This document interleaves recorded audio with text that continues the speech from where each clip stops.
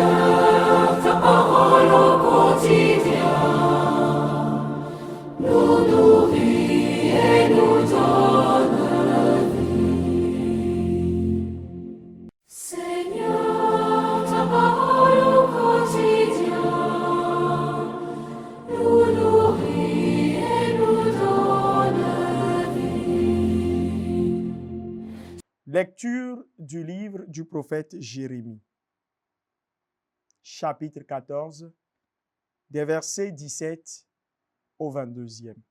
Que mes yeux ruissellent de larmes nuit et jour sans s'arrêter. Elle est blessée d'une grande blessure, la Vierge, la fille de mon peuple, meurtrie d'une plaie profonde. Si je sors dans la campagne, voici les victimes de l'épée. Si j'entre dans la ville, voici les souffrants de la faim. Même le prophète, même le prêtre parcourent le pays sans comprendre. As-tu donc rejeté Juda? Es-tu pris de dégoût pour Sion? Pourquoi nous frapper sans remède? Nous attendions la paix et rien de bon. Le temps du remède, et voici l'épouvante. Seigneur, nous connaissons notre révolte, la faute de nos pères. Oui, nous avons péché contre toi. À cause de ton nom, ne méprise pas, n'humilie pas le trône de ta gloire. Rappelle-toi, ne romps pas ton alliance avec nous. Parmi les idoles des nations, en est-il qui fasse pleuvoir? Est-ce le ciel qui nous donnera les pluies? N'est-ce pas toi, Seigneur notre Dieu? Nous espérons en toi, car c'est toi qui as fait tout cela. Parole du Seigneur, nous rendons grâce à Dieu. Nous nourrit et nous donne vie. Pour la gloire de ton nom, Seigneur, délivre-nous. Combien de temps, Seigneur, durera ta colère?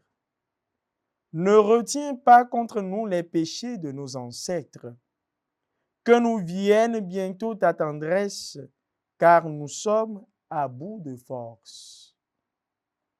Pour la gloire de ton nom, Seigneur, délivre-nous.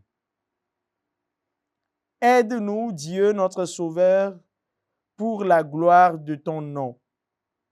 Délivre-nous, efface nos fautes pour la cause de ton nom. Pour la gloire de ton nom, Seigneur, délivre-nous. Que monte en ta présence la plainte du captif. Ton bras est fort. Épargne ceux qui doivent mourir. Et nous, ton peuple, le troupeau que tu conduis, sans fin, nous pourrons te rendre grâce. Pour la gloire de ton nom, Seigneur, délivre-nous. Acclamation de l'Évangile. Nous nourrit et nous donne vie. La semence est la parole de Dieu. Le semeur est le Christ. Celui qui le trouve demeure pour toujours. Nous nourrit et nous donne vie. Le Seigneur soit avec vous et avec votre esprit. Évangile de Jésus-Christ selon saint Matthieu.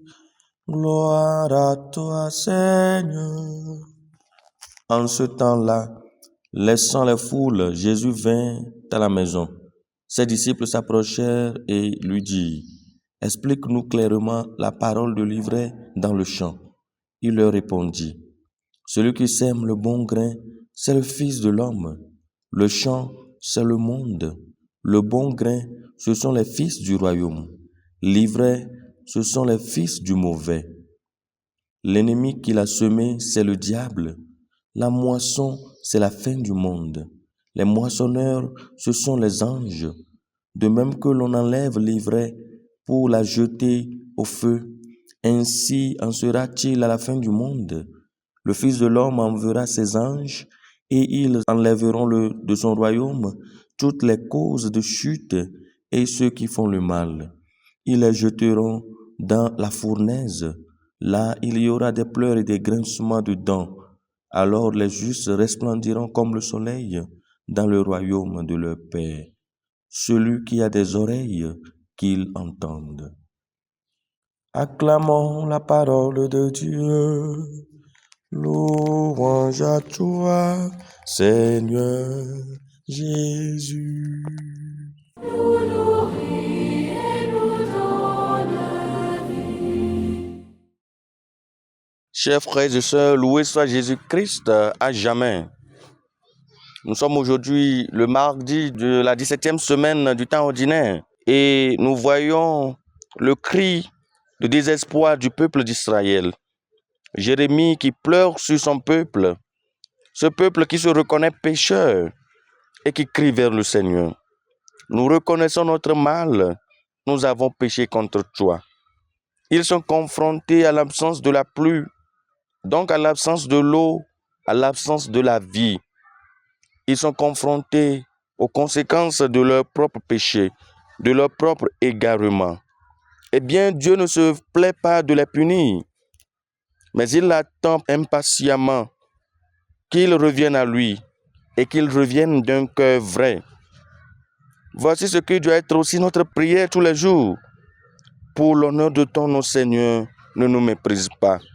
Oui, nous reconnaissons notre péché, nous reconnaissons notre égarement. Dieu, évidemment, est toujours prêt pour nous pardonner. Il ouvre toujours ses bras pour nous accueillir.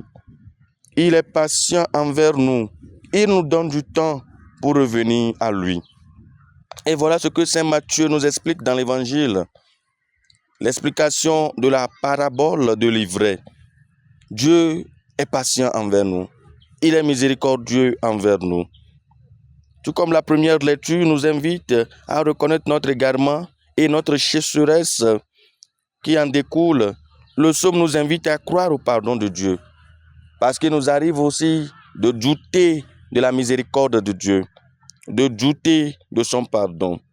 L'Évangile nous invite à ôter de notre vie l'ivraie pour être de bon grain par la prière et la charité de tous les jours.